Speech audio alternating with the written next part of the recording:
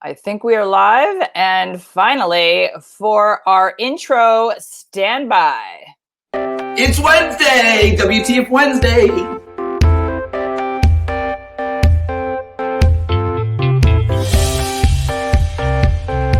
That's not to say there were not glitches, and there are still glitches happening.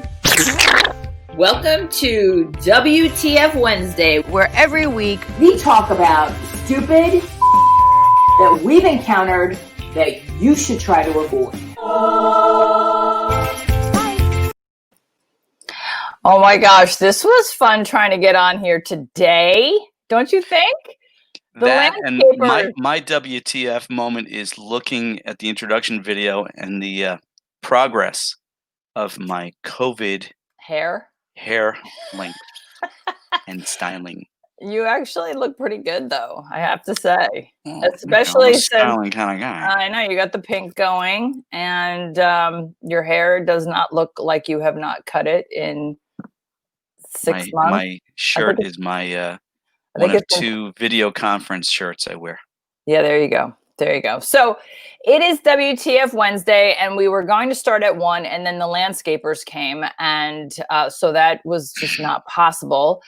And we have not done a pre-recorded video in, I think it's a month. And the last time you and I did a live video was 2 weeks ago. I was on the Tim and Jim show last week. Thank you so much, Tim Stone and Jim Fuse. And so I did not want to talk about disaster financing, but it is so incredibly critical right now. And there is yet another development. So why don't it's critical. Yes. I've been on the phone with clients the last 2 days, and our business clients, they're running out of the money we got them. Yeah. As of yesterday, we have funded $2.2 million plus from the SBA EIDL loans and the PPP loans, not counting grants that our clients receive, which is what we're going to talk about today, and not counting any grants that we may be able to obtain through local or state means for those clients. So right, we're kind of proud of that, Linda. You and I. No, it's $2.2 million. That's money that businesses would not have had if we did not help them, file the application process and try to get the money that they are entitled to and that they deserve. But what's going on today? Besides the fact I'm drinking coffee at 90-degree weather, so if I break out into a sweat, you are going to know why.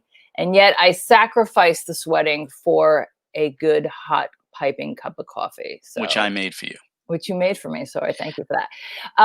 So the WTF segment of this particular episode is because now, 2 weeks ago, we talked about how EIDL the SBA finally became transparent to discuss how they arbitrarily changed amounts of money they were dispersing to businesses. Well, they didn't become transparent on purpose. They became transparent because they were grilled by the Senate Banking and Finance Committee. Yeah. And the senators said to them, "Where'd this $150,000 come from?" Yeah. And the director of the SBA, Carranza's response was, "Well, we put that number in place because we were afraid we were going to run out of money," to which the senator said, "All you had to do was come back to Congress and ask for more money." So the next level of transparency is an email we saw in the last day or two where SBA has said, we had $20 billion allocated for the grant provided through the CARES Act for the economic injury disaster loan. So I went back through the early materials, and nowhere in those materials, and I remember I didn't really have to look it up, but I did it just to be able to say I did it. But I remember from when the PPP and the EIDL was rolled out, my extensive reading on the SBA website and other sources, nowhere, anywhere did the SBA mention there was a $20 million cap on the grants, and nowhere did they make it an indication that the sources, nowhere that they would have a kind of first come, first served aspect. PPP, literally in the CARES Act passed by Congress, it says this PPP, the Paycheck Protection Program, is going to be on limited funds on a first come, first served basis, which of course created a whole other level of chaos when business owners rushed to get that money even before banks had proper guidance. But going back to the grant, limited funds, we're only finding out now, which of course created a whole other level of chaos, that there was a limit of money. But that still doesn't really answer the question: is where did that money go? Because our business and many of our clients' businesses either received a limited grant, not the full 10,000 as mandated by the CARES Act, and in many cases did not receive a grant at all. Yes. Yes. So, how does that affect the reconsideration that we've been, like we've been sending letters for our clients that only got $1,000, should have gotten 10, got 3, should get 10. They all got not 10. Well, actually, one got 10, right? More than a few got 10, but Okay. but many clients, including our business, received substantially less. Whether it was $1,000 per employee, because by the way, when the SBA changed Yeah. the rules, they changed it from $10,000, and then they changed it to up to $10,000, and then they changed it to $1,000 per employee. And so, one of our clients in Massachusetts who had one employee, he got $3,000. And Doesn't it was even make after the sense. SBA announced that they were going to do 1,000 per employee. So there was no logic, there was no rhyme or reason to the thing, and certainly, as we're discovering now, there was no transparency. Right.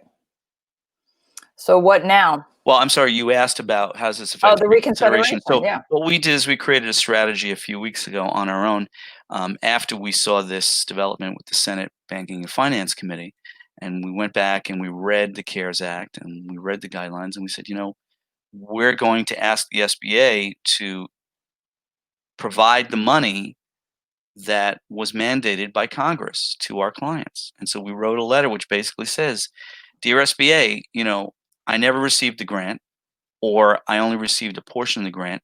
And it is my understanding under the CARES Act that I was supposed to receive $10,000 within 3 days of applying for the loan." And then we outline the details of that particular client, whether they ever received it or how much they received and the date. And we submitted that through the reconsideration process. But now we're starting to get some feedback from SBA, and it appears that the SBA internal mechanism does not know how to address that. What I'm getting is emails from SBA saying, "Oh, we received your request for reconsideration, so please submit the following documents." They're asking for tax returns and income statements, Oh, so and that's not they're not even addressing the grant question.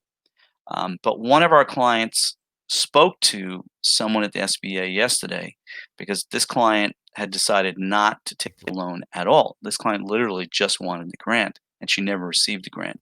And we had filed a letter, one of these letters on her behalf. Well, she spoke to somebody at SBA yesterday and said to her, "Listen, I don't want the loan. If I was going to take the loan," she said, I was going to take a lot less than what you offered me, but something happened with the slider. Anyway, that's a separate issue. But she said to the SBA person, "Where's my grant?" And the SBA said, "Oh, I'm sorry, we ran out of money." And that was it. Ipso facto, period, end of discussion. The fact is, if the U.S. Navy has a boat out at sea, giant aircraft carrier out at sea, and they run out of food, no what do they food do? for you. What do they do? Cut the rations? Yeah. Starve the sailors? No.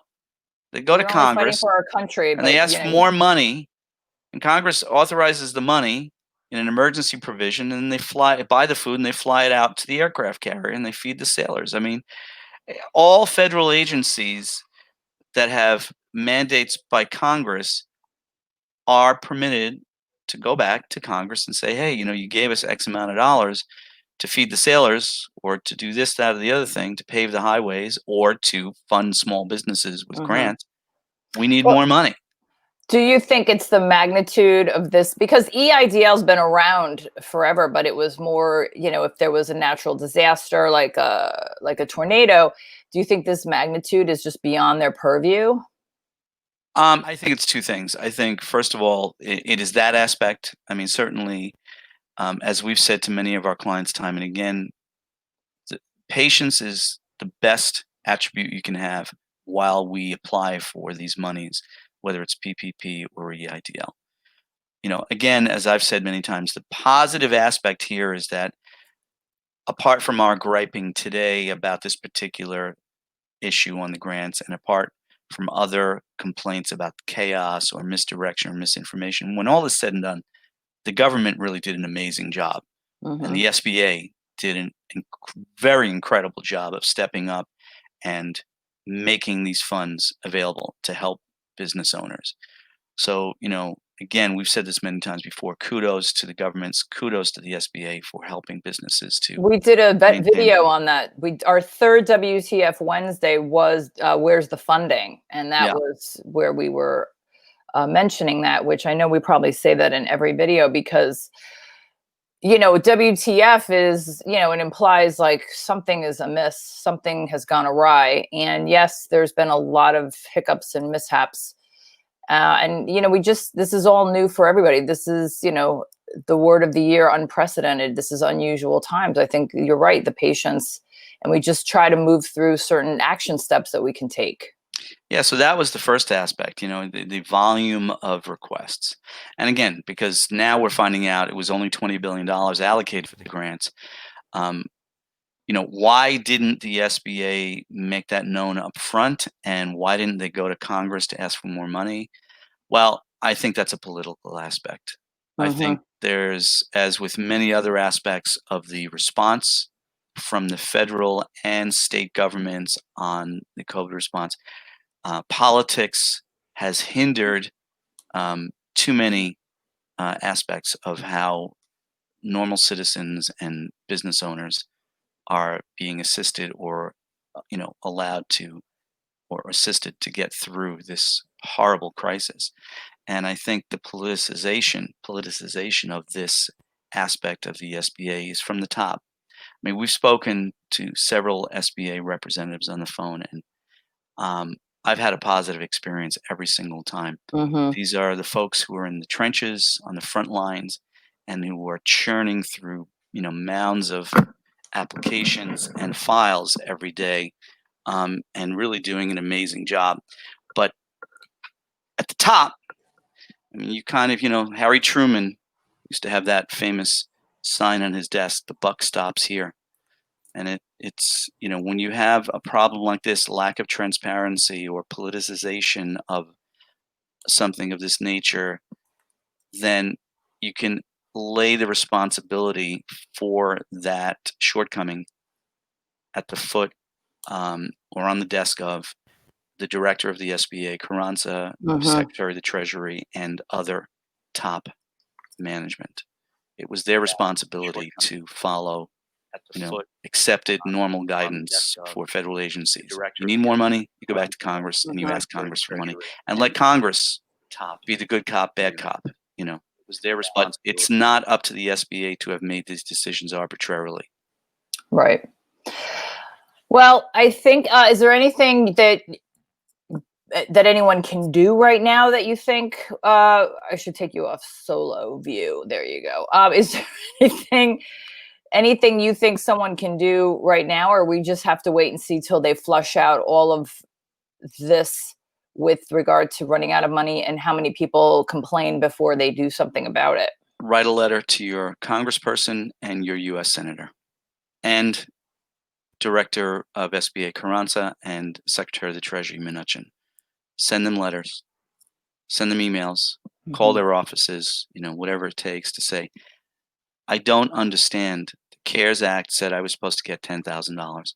I got 1,000, or I got nothing, you know, or my gross revenue was substantial for my business, and I should have received assistance far in excess of $150,000.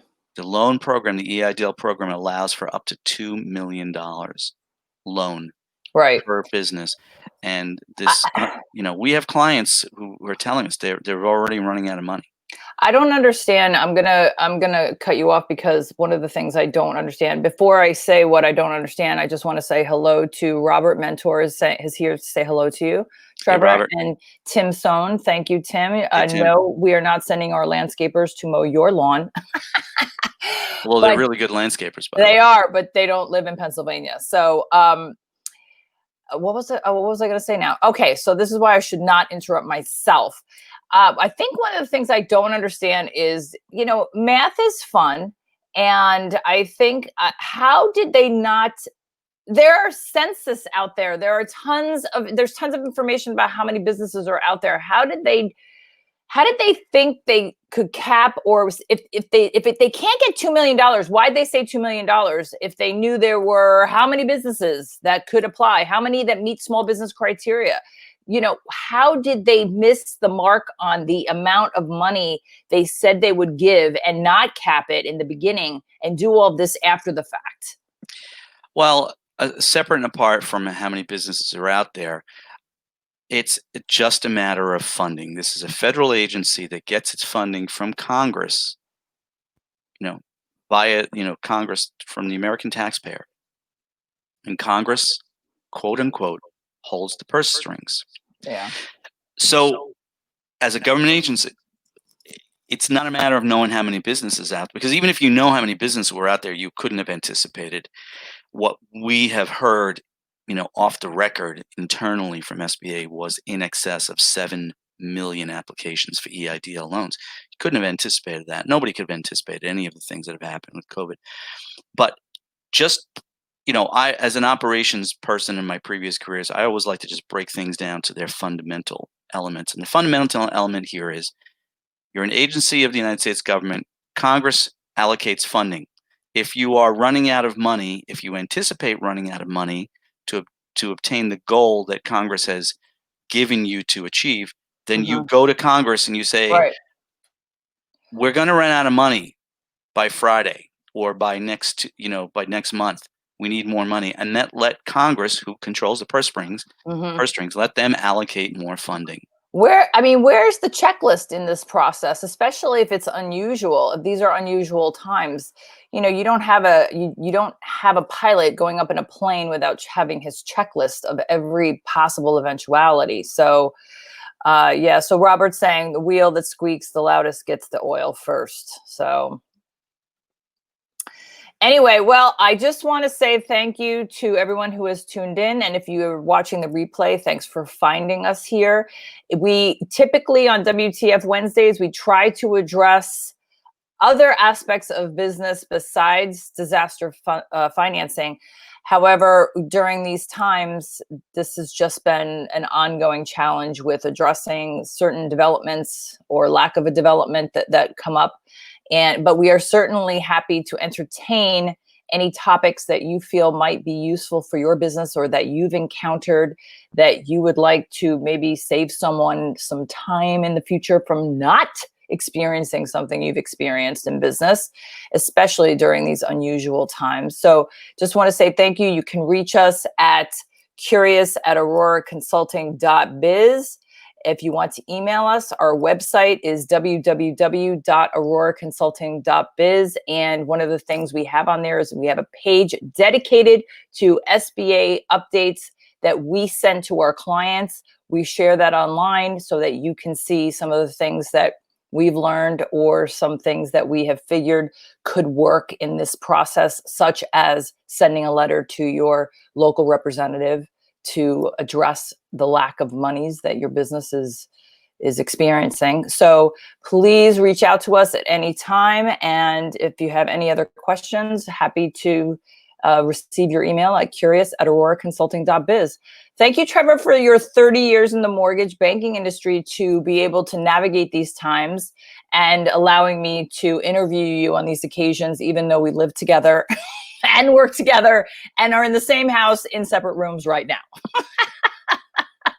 So take care, everybody. Have a great, safe day. Thank you, everybody. Stay safe, stay healthy.